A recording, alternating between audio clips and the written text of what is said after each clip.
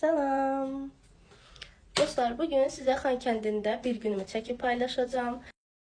Bəli dostlar, makyaj elədim və kombinimi də elədim.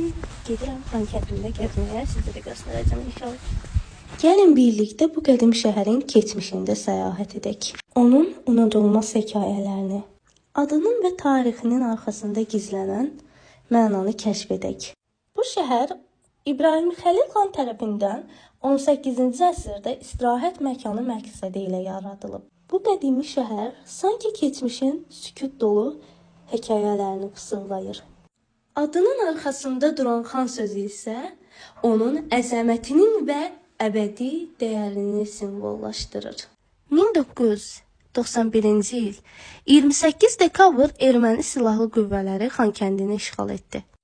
Bu işğal zamanı Azərbaycanlı əhali zorla qovuldu və etnik təmizləmə siyasəti həyata keçirildi.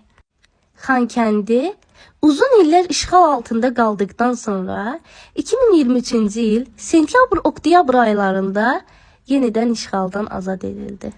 2023-cü ilin 15 oktyabrı Prezident İlham Əliyev Xankəndində Azərbaycan bayrağını ucaldaraq Xankəndinin rəsmi olaraq Azərbaycanın tərkibinə daxil olduğunu elan etdi. Xankəndi indi keçmişin acısını arxada qoyaraq hər daşında, hər küçəsində yenidən qurma və bərpa işləri ilə üfüqə doğru addımlayır.